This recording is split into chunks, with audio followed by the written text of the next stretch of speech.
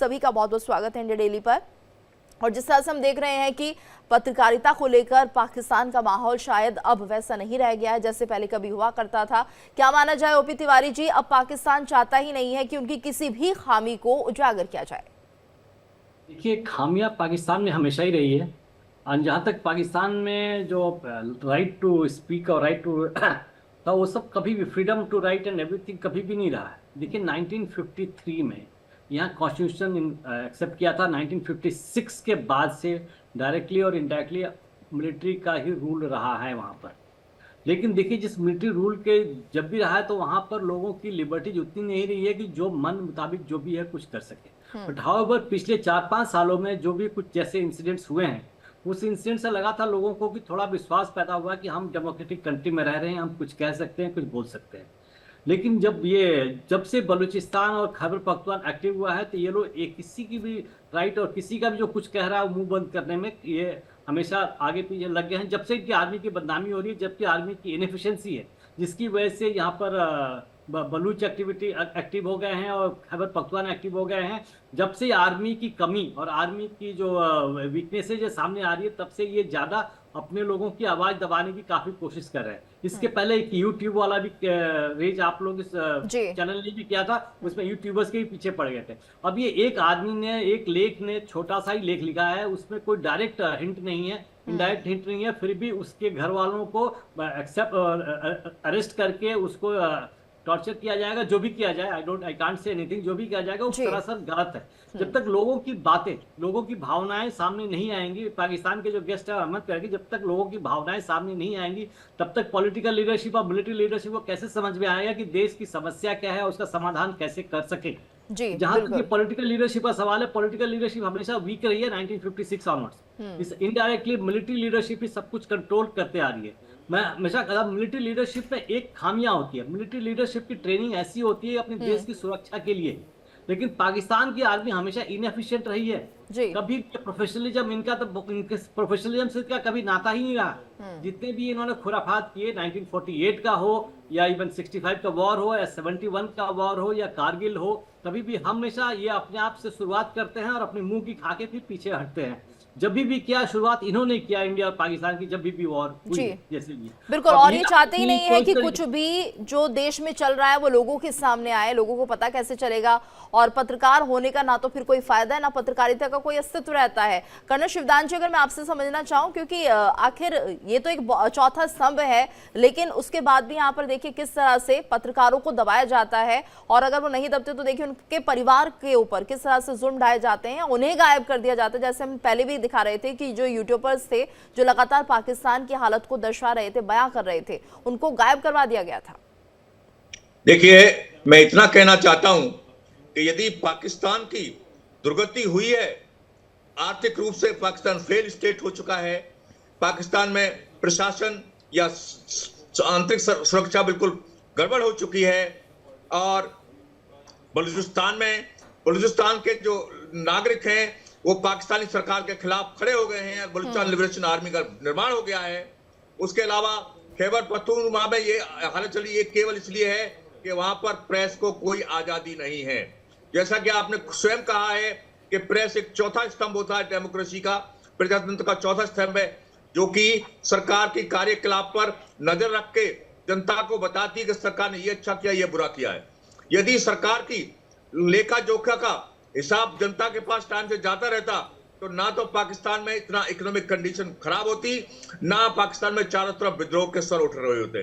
तो मैं तो यही कहूंगा कि पाकिस्तान के अंदर प्रेस को पूरी आजादी मिलनी चाहिए। यदि पूरी आजादी मिली होती तो प्रेस पाकिस्तानी सेना से क्वेश्चन करती कि आपने 47 में क्यों अटैक किया भारत पर और क्यों इतना नुकसान उठाया, उसके बाद 65 में क्यों अटैक किया, 71 में कि आपकी वजह से बांग्लादेश का निर्माण हुआ, क्यों शेख मुजीबुर रहमान को बहुमत प्राप्त होते हुए भी प्रधानमंत्री नहीं बनाया। यदि प्रेस को आजादी होती तो ये सवाल पाकिस्तान में पूछे जाते और पाकिस्तान का टूट करके बांग्लादेश का निर्माण नहीं हुआ होता। और अभी भी यदि पाकिस्तान की सरकार प्रेस को और वहां की सेना यदि समझ जाए और प्रेस को पूरी आजादी दे तो हो सकता है बलूचिस्तान भी पाकिस्तान से अलग ना होने की कंडीशन बन जाए। जी बिल्कुल, लेकिन यहाँ पर प्रेस को स्वतंत्रता नहीं दी जा रही है। इरशाद जी, आखिर क्या वजह है, क्यों पत्रकारिता को कैद कर दिया है पाकिस्तान ने? शुक्रिया जी। मैं आपके मेहमानों को सुन रहा था, ये मुझे मालूम नहीं कि कर्नल साहब ने कौन सी 47 में हमसे लड़ाई लड़ी और हमारी फौज ने कौन सा हमला किया हिंदुस्तान पे। कर्नल साहब कश्मीर में 47 किया में है। कौन सी जंग हुई थी? और दूसरी 47 में बात, दूसरे कश्मीर आपके हमला किया मेहमान, आपने। अभी जरा सुनिए सुनिए, मैंने बड़े बड़े गौर से आप लोगों को सुना, मुझे सुनिए। दूसरे आपके मेहमान फरमा रहे थे ये काबुल से कारगिल तक चले गए, एक प्रेस रिपोर्टर के इंतकाम की बात से शुरू करके ये चले गए काबुल और कन्याकुमारी तक इन्होंने बात की। देखिए बात ये है कि आप चैनल पे बैठी हैं, आप आज मोदी जी सरकार के खिलाफ बातें कीजिए और फिर मैं देखूंगा शाम में आप अपने चैनल पे बैठी होंगी या नहीं बैठी होंगी। लेकिन हमारे मुल्क में इतनी आज़ादी है सॉरी इरशाद जी, इतनी मैं आपको आज़ादी है सही कि कर तमाम दूं, दिन हमारे देश हमारी में फौज प्रेस के को इस खिलाफ- तरह से कैद नहीं किया गया है। आप सुनिए, जैसा आप सुन कह रहे हैं कि लीजिए, अगर आप हम सुन कुछ लीजिए। बोलेंगे तो मैं अगले पल आपको- हम मैं यहाँ आपको बैठे होंगे या सुनना- नहीं बैठे होंगे। मैं आपको देखिए, करेक्ट एक कर प्रॉब्लम दूं जी। मैं ये देखता हूँ कि एक प्रॉब्लम ये है कि आप लोग 10-10 मिनट बोलते हैं, जब 1 मिनट मैं बोलता हूँ तो दरमियान तो में गलत सब बात का बोलते हैं विरोध तो आप करना लोग। पड़ेगा ना, आप कुछ मैं भी गलत बोलेंगे ये बात तो का नहीं विरोध चलेगा। आपका कर रहा हूँ, आपके सवालों नहीं, का आप जवाब बताइए ना, आपने- इतने यूट्यूबर्स जो आपने गायब हो गए बहुत उनको सारे- लेकर आपने कुछ नहीं कहा, और जैसे आपका सच सामने आता है, पत्रकारिता कहाँ है पाकिस्तान में, बताइए ना। देखिए, हाँ। आर्गुमेंट आपने बहुत किए, मैंने आपको सुना, 10 से 15 मिनट से आप लगे हुए हैं तीनों। दूसरी बात यह है कि मेरे पाकिस्तान के चैनल, मेरा मीडिया इतना आज़ाद है कि तमाम दिन वो मेरे सियासतदानों के खिलाफ, मेरे वजीर आजम के खिलाफ, मेरे आर्मी के खिलाफ बोलते रहते हैं, इनको कुछ नहीं कहा जाता। हाँ, उनको जरूर लगाम डाली जाती है जो मुल्क के खिलाफ बात करते हैं, जो मुल्क के खिलाफ प्रोपेगेंडा करते हैं, मुल्क के खिलाफ दहशतगर्दी को आम करने की कोशिश करते हैं, जो दहशतगर्दों के लिए बात करते हैं, उनको लगाम डाली जाती है। और दूसरी, जिस शख्स पे आप इस वक्त प्रोग्राम कर रहे हैं, इसको पाकिस्तान में जानता कोई नहीं, हो सकता है इनका जाति को प्रॉब्लम हो, इनके कुछ जाति को मसला हो, और उसको आप इतना उछाल रहे हैं कि एक रिपोर्टर के बहन भाइयों को पकड़ लिया। देखें, अगर पकड़ना हो तो उसको पकड़ेंगे ना जिसने ये वायलेंस किया, अगर खुदा न खास्ता किया होगा मुल्क के खिलाफ, मुल्क के इदारों के खिलाफ, सियासतदान नहीं, के जब खिलाफ वो बोल रहे हैं, नूरानी सब कुछ बोल रहे हैं। पत्रकार लेख लिखता है उसके बाद ही हुआ ना ये सब, पहले तो नहीं हुआ। ऐसा नहीं उससे हुआ, पहले तो ऐसा नहीं हुआ है। होता, मैं ये कह रहा हूँ। और अब मैं ये तक कह तो रहा हूँ, नूरानी जब ने हमारे इल्जाम नहीं मुल्क के लगाया था खिलाफ- पाकिस्तान पर, अब क्यों इल्जाम लगा रहा है, क्या फायदा है इरशाद नूरानी का? साहब, इरशाद साहब, मैं आपको बताऊं, मैं अर्ज कर रहा हूं कि देखें, पाकिस्तान के खिलाफ दहशतगर्दों को वरगलाने तक, पाकिस्तान के खिलाफ दहशतगर्दी करवाने तक जो लोग भी इन्वॉल्व होंगे, भले मैं हूं, भले मेरे बच्चे हों, भले कोई रिपोर्टर हो, भले कोई प्रेस वाला हो, जो भी हो, उसको सजा मिलेगी। क्यों मिलेगी? कि ये पाकिस्तान है, इसका वजूद है, इसको दुनिया तस्लीम करती है, इस दुनिया और दुनिया को पाकिस्तान ने मनवाया। नहीं, कि आपको हम लग भी रहा है हैं। कि दहशतगर्दों हमें की पाकिस्तान- भलाई के लिए कुछ हमें लेख लिखा गया था। हमें अजीम मुल्क, हमें अजीम नहीं, ये मुल्क, जो लेख हमारे लिखा खिलाफ गया जो था बात इसमें करेगा, दहशतगर्दी को हमारे बढ़ावा मुल्क के मिल रहा खिलाफ था, आप जो ये कह रहे हैं। प्रोपेगेंडा करेगा, हाँ। उसका असर यही नहीं, होगा। इरशाद जी, आप ये जो कह रहे हैं मेरे मुल्क के दहशतगर्दी खिलाफ, को मेरे इदारों इस के लेख खिलाफ में बात बढ़ावा करेगा। मिलने के संकेत थे, आप ये कह रहे हैं ना, जो लेख लिखा गया था वो सेना के लिए था, आप कह रहे हैं दहशतगर्दी को बढ़ावा ऐसा दिया नहीं जा मैं रहा कह है, रहा हूं। कैसे? मैं ये कह रहा हूँ सेना हाँ। के खिलाफ भी बात कर रहे हैं या सियासतदानों के खिलाफ बात कर रहे हैं, लेकिन जो मेरे मुल्क के खिलाफ बात करेगा, जो मेरी मुल्क की बुनियादों को कमजोर करने की कोशिश करेगा, यहाँ पर सेना की जो बात की गई थी, दहशतगर्दों पाकिस्तान फेवर की में बात नहीं की करेगा, गई थी। उसको इरशाद जी, लगाम डाला जाएगा, इरशाद और जी, दहशतगर्दी को खत्म किया जाएगा। नूरानी जी, ने मुझे जो लेख बताइए, लिखा है शेख उसमें मुजीबुर रहमान पाकिस्तानी को सेना की प्रधानमंत्री बात क्यों की नहीं गई बनाया थी सर, पाकिस्तान सेना की बात की गई थी, ठीक है, पाकिस्तान के देखिए, खिलाफ कुछ नहीं लिखा गया था। पाकिस्तान सेना किस अगर तरह से पाकिस्तान की सेना पूरे के देश खिलाफ- पर कब्जा अगर किए हुए है उसको लेकर चर्चा की गई थी। पाकिस्तान की सेना ने कब्जा नहीं किया हुआ, पाकिस्तान की फौज अजीम फौज है जो इस मुल्क जो के लिए सरकार भी ताकत नहीं है, और चलने खित्ते देती। में एक ताकत है, और उस ताकत से आप लोग डरते हैं, और उसके खिलाफ जो कोई बात करे आप उसके खिलाफ। अरे इरशाद सर, ये बताइए कौन सा साहब, देश उसके लिए सेना चलाती है, प्रोग्राम शुरू कर देते कौन हैं। सा देश सेना मुझे चलाती है? बताइए। इरशाद जी, ये बता दीजिए, सरकार तो यहाँ पर देखिए, नहीं है पाकिस्तान में, तमाम- क्यों सरकार की नहीं तमाम चलती? पाकिस्तान के लोग जिस तरह से तमाम- भुखमरी के हालात पर हैं, उनकी जो मैं बता समस्याएं हैं रहा हूं उन्हें कि- क्यों नहीं उठाया जाता? और अगर कोई पत्रकार इस बात को दिखाने की कोशिश करता है, जो यूट्यूबर्स थे उन्हें क्यों गायब कर दिया गया? हमने भी सुने वो किस तरह की रिपोर्टिंग कर रहे थे, वो दहशतगर्दी नहीं फैला रहे थे। आप गलत कह रहे हैं सर, इरशाद जी, आप गलत कह रहे हैं। गलत नहीं कह रहा हूं, इरशाद तरीका साहब होता ने है। सवाल नहीं, पूछा, आप बताइए ना, जवाब जिन दीजिए। यूट्यूबर्स को गायब किया गया वो क्या दहशतगर्दी फैला रहे थे? वो तो सीधे तौर पर ये कह रहे थे कि देखिए भारत किस तरह से तरक्की कर रहा है 1947 से, और आज हमारा देश कहां पर है, लोग भुखमरी के कगार पर है, बेरोजगारी है, लोग परेशान हो रहे हैं। इन मुद्दों को उठाना क्या दहशतगर्दी फैलाना होता है?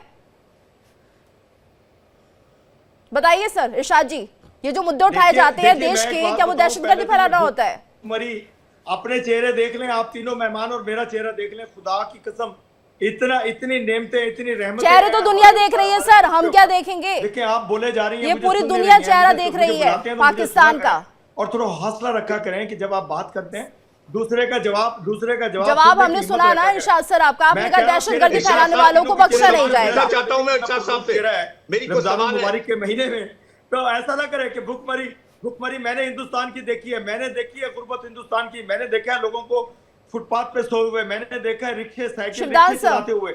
मेरे मुल्क में इस तरह की इंसानों के साथ ज्यादती नहीं है कि साइकिल रिक्शे पे 6 लोगों को एक इंसान बेचारा मरने वाली उसकी हालत होती है और रिक्शे पे बिठा के जा रहा होता है। हमारे मुल्क में इंसानियत की कदर है, इंसानों की कदर की जाती है। मेरे मुल्क में बहावलपुर में साइकिल रिक्शा था, मेरे वजीर आजम पाकिस्तान जब बने नवाज शरीफ साहब, सबसे पहले उन्होंने बंद किया कि ये इंसानियत के साथ जुल्म है, इस साइकिल रिक्शे को बंद कीजिए। फिर गिलगित बल्तिस्तान में मेरे दोस्त हाफिज हफीज साहब वजीर आला बने, उन्होंने देखा कि हाथ से रेडी खींचता है, एक इंसान इतना रेडे को खींचता है। अच्छा ये बता दीजिए शाह जी, बलूचिस्तान में क्या कर रहा है आपका पाकिस्तान? देखें ये होती है, बलूचिस्तान में क्या हो रहा है? मानवता की बात आप कर रहे हैं, इंसानियत की बात कर रहे हैं, बलूचिस्तान की तरफ आपकी निगाहें नहीं है?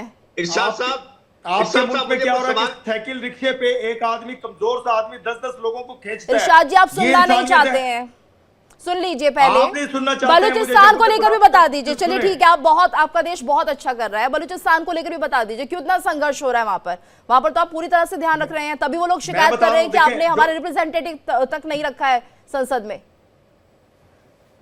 देखें मैं बता रहा हूँ, बलूचिस्तान इतना खूबसूरत सूबा है मेरा और बलोची इतने प्यारे लोग हैं, प्यार करने वाले। देखें 3 दिन से मेरे वजीर आजम, मेरी तमाम काबीना बलूचिस्तान, तभी वहां ट्रेन हाईजैक हो जाती है सर। बलूचिस्तान हाईजैक इसलिए होती है। ठीक है, कर्नल शिवदान जी कुछ कहना चाह रहे हैं, उनकी भी सुन लेते हैं।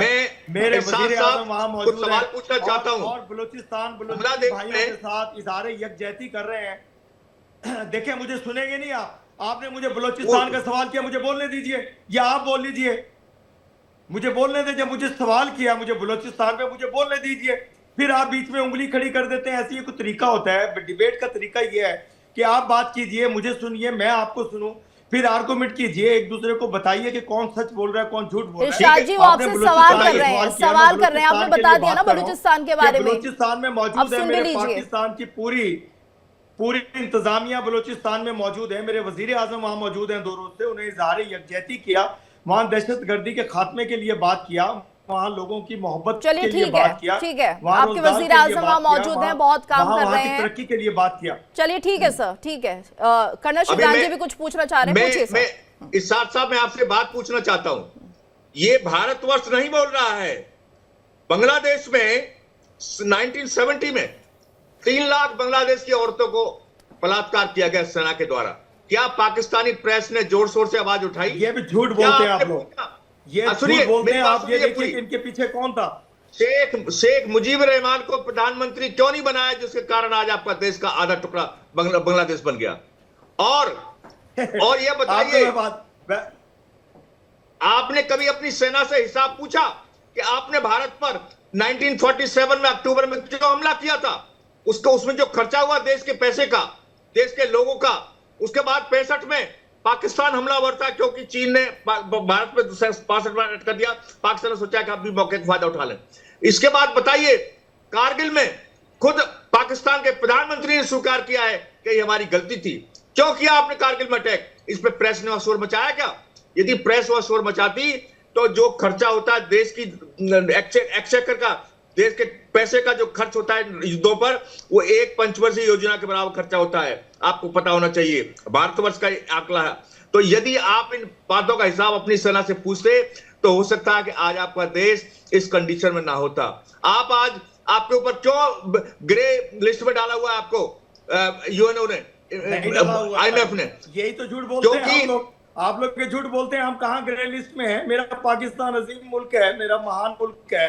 ट्रंप ने आपके देश को सर बैन कर दिया है। शाह जी आपको पता नहीं है? आपने प्रोग्राम किया एक रिपोर्टर पे और पहुंच गए आप कारगिल, पहुंच गए आप 1965 की जंग पे, और कुछ तो ख्याल किया करें, कर्नल साहब कुछ तो ख्याल किया करें। इरशाद जी, सवाल ये है कि पत्रकारिता को आजादी नहीं मिलेगी तो देश में जो हो रहा है वो कैसे उजागर होगा? 65 की जंग में चले यदि गए, 71 की आपकी जंग प्रेस में आवाज चले गए, आप उठाती बांग्लादेश तो चले हो गए। सकता है कि आज आप चाहते हादसा ना हुआ होता। आप मुझे ये बताइए मुझे ये बताइए प्रोग्राम करने क्या बैठे थे? आपने प्रोग्राम था क्या मैडम आपका? देखिए, ऐसा उसके रेफरेंस में इरशाद जी, आप समझना ही नहीं चाह रहे हैं सर। सवाल उठ रहा है कि आखिर पत्रकारिता को आजादी क्यों नहीं है पाकिस्तान में, और अगर पत्रकार ही सवाल नहीं पूछेगा तो कौन पूछेगा? सवाल तो ये उठ रहा है ना, जो भी हो रहा है देश में अगर उनको लेकर सवाल नहीं पूछे जाएंगे, जनता की एक तरह से पैरोकारी पत्रकार करता है, अगर वो नहीं पूछेंगे सवाल तो कैसे पता चलेगा देश में क्या हो रहा है, क्या सही हुआ, क्या गलत हुआ? बात तो वही है ना, कुल मिलाकर घूम फिर के बात तो वही आ जाती है। देश में मैं बता रहा हूँ, नहीं आपके बताने से क्या होता है सर? पत्रकार को आजादी नहीं है, आप क्या बताएंगे? बैठ के बता रहा हूँ कि बड़ा खूबसूरत मुल्क है, बड़ा बेहतरीन मुल्क है, तो दिखना भी तो चाहिए ना सर, जब रिपोर्टिंग होती है, जो पत्रकार चीजें निकाल कर लाते हैं पाकिस्तान से, तब तो नहीं दिखता। जब आपके पत्रकार दिखाते हैं हकीकत पाकिस्तान की, उस वक्त क्यों नहीं दिखता? आप तो कह रहे बहुत अच्छा है, सब कुछ अच्छा चल रहा है। मैं कह रहा हूँ पाकिस्तान एक अजीम ममलुकत खुदादाद है, पाकिस्तान एक खूबसूरत मुल्क है, पाकिस्तान एक अजीम मुल्क है, पाकिस्तान हिंदुस्तान के साथ बैठ करके बात करने वाला मुल्क है। ठीक है सर, बहुत खूबसूरत मुल्क है पाकिस्तान। हर देशवासी को ये सोचना चाहिए, अपने देश के लिए बहुत अच्छी सोच आपकी है। ओपी तिवारी जी भी कुछ कहना चाह रहे हैं, बोलिए सर। इजाज साहब से मैं पूरा सहमत हूँ। पाकिस्तान एक बहुत ही सुंदर मुल्क है। सुन लीजिए, इनका जो स्वात घाट है और जारी जगह मुझे मालूम नहीं है, स्विट्जरलैंड से भी बहुत खूबसूरत है। इतना खूबसूरत है कि स्विट्जरलैंड में जो जितनी टूरिज्म थी सारी पाकिस्तान में आ सकती थी। मैं एक बात और मेरी सुन लीजिए, बहुत खूबसूरत खूबसूरती। हाँ नहीं देखिए, और दूसरी बात बताओ कि ये पाकिस्तान लीडर्स का या सिविलियन पॉपुलेशन का जहां तक सवाल होता, ये पत्रकार के अगेंस्ट ये एक्ट नहीं करते। ये पाकिस्तान की आर्मी है जिसने 1956 ऑनवर्ड्स पाकिस्तान को कंट्रोल में ले रखा है। वहां पत्रकार और आवाम को चाहिए कि उनके खिलाफ आए और पाकिस्तान की जो आर्मी का जो कंट्रोल है पूरा, इसको खत्म करें। विश्व के इतिहास में किसी भी देश में जहां पर आर्मी का कंट्रोल लंबा नहीं चला है, बहुत समय आ गया। अब देखिए जनरल बाजवा साहब कहाँ हैं? जनरल बाजवा साहब कहाँ गए रिटायरमेंट के बाद?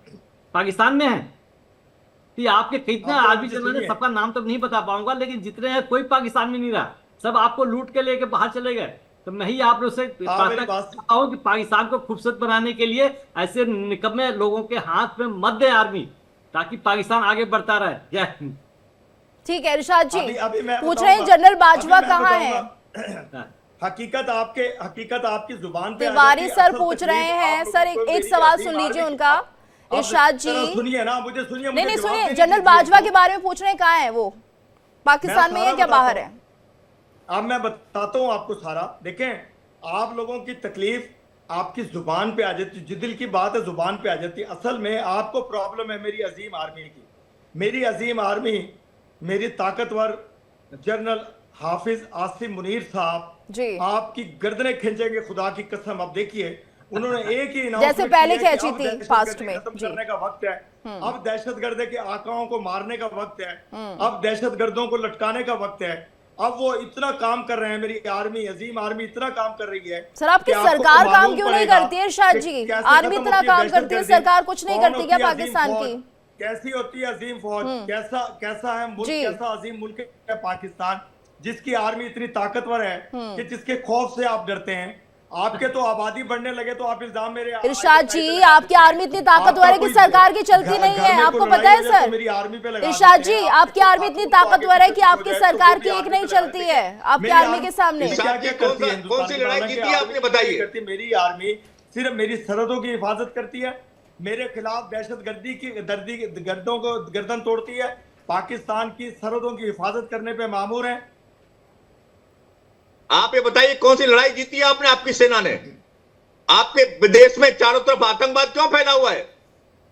मेरे विदेश में आतंकवाद आप लोगों की वजह से फैला हुआ है। आप लोग दहशतगर्द भेजते हैं काबुल के रास्ते, आप दहशतगर्द भेजते हैं मकबूजा कश्मीर के रास्ते, आप भेजते हैं जहां जहां से हमारी सरहद आपसे मिलती है वहां से दहशतगर्द भेजते हैं और हम मार रहे हैं। आपने कुछ पकड़ के दिखाया? आपने कोई पेश किया कि ये दहशतगर्द भारत का है? दहशतगर्दी का मेरे मुल्क में दहशतगर्दी जब तक खत्म नहीं होगी, जब तक आप जैसे दहशतगर्द बाज नहीं आएंगे, नहीं आपने कोई के लिए काम नहीं ठीक है, जब तक दहशतगर्दी। ठीक है इरशाद जी बता दीजिए, पाकिस्तान कोई में दहशतगर्द भारत का पकड़ कौन के सा पेश किया? दहशतगर्द है जिसे आपने पकड़ा हो, बता दीजिए, हमें उसका नाम बता दीजिए आप। कुलभूषण का नाम सुन लीजिए, मामू उसके जान है अलावा? आपके, वो नाना जान है आपके। ठीक है, कुलभूषण कुलभूषण ही कौन है? आपके सामने आता है। नहीं, क्या कौन है वो मुझे बताइए ना। नहीं, आप बताइए क्या दहशतगर्दी की, कितने बम विस्फोट किए, बताइए ना। कुलभूषण जाधव ने कितने बम धमाके किए हैं पाकिस्तान में, ये बता दीजिए। आप ये जो धमाके हो रहे हैं जी, वो कुलभूषण करा रहे हैं कि बलूचिस्तान में जो दहशतगर्दी करवाता अच्छा, है, ठीक है, वो भी कुलभूषण जाधव ने माना है। कराई है। आपके कितने दहशतगर्दों को पकड़ पकड़ के हम मार जी। रहे हैं मुसलसल, और कुछ जेलों ठीक में है, हैं, तभी अभी सामने अमेरिका आप पर लाएंगे। बैन लगा देता है। अमेरिका आपके बैन आप पर इसलिए दहशतगर्दों- लगा रहा है, इंडिया को तो नहीं उसने बैन लिस्ट में शामिल किया, लेकिन हाँ पाकिस्तान ये को जरूर देखिए, कर लिया यही है। झूठ देखिए अपना। हाँ, कि झूठ भी है पाकिस्तान ये। का कोई जहाज, ठीक है। सुनिए सुनिए, पाकिस्तान नहीं, का इंटरनेशनल कोई मीडिया सब पाकिस्तानियों जगह का खबरें जहाज छाप भर के रहा है, आप कह रहे हैं पाकिस्तान झूठ है ये। अमेरिका से वापस नहीं आया। हिंदुस्तान के पूरे जहाज भर भर के हिंदुस्तान वापस आ रहे हैं। अमेरिका से किसको निकाला जा रहा है? हिंदुस्तानियों को। पाकिस्तानी को किसी को नहीं निकाला गया। कनाडा से आप लोगों के एम्बेसी के लोगों को, आपके लोगों को दहशतगर्द का सर्टिफिकेट देके वापस भेजा गया। पाकिस्तान आपके के देश को तो एम्बेसडर एंट्री नहीं निकाला मिलने गया। वाली है सर, तो कुछ निकाला मैंने गया वही कहा, किसको कुछ ये तो मत शर्म होती देखिए। है। आपके देश को तो आपको एंट्री लिस्ट नहीं में दी डाल जा दिया रही है। है, एंट्री कुछ बंद है सोच आपकी, होती बैन है, लगा कुछ दिया यहाँ आप होती पर, है। बैन लगा कुछ दिया गया। आप मानना भी होता समझ है। जाइए, वक्त है, लेकिन पत्रकारों को बात यह है कि मौका मैं दे ना दीजिए मानूं, अपने रख देश में। मैं कह रहा हूं मेरे शाह देश साहब, में अभी भी आप अपने आप को बदल के सरकार की कमियों को उजागर करिए, वहां की सेना की कमियों को उजागर करिए। उनकी तारीफ के बजाय आपके अलावा पूरी दुनिया आपकी सेना जी। की बुराई कर रही है कि बिल्कुल, और उसके अभी कारण ही व्यक्ति की पाकिस्तान आज आजादी इतनी सभी गरीबी की में है, खासतौर से पत्रकारिता को मौका जरूर मिलना चाहिए। पाकिस्तान में जिस तरह से वहां पर पत्रकारों को दबाया जाता है, उनकी आवाज उठने नहीं दी जाती। फिलहाल बहुत बहुत धन्यवाद करना चाहूंगी आप सभी का हमारे साथ इस चर्चा में जुड़ने के लिए।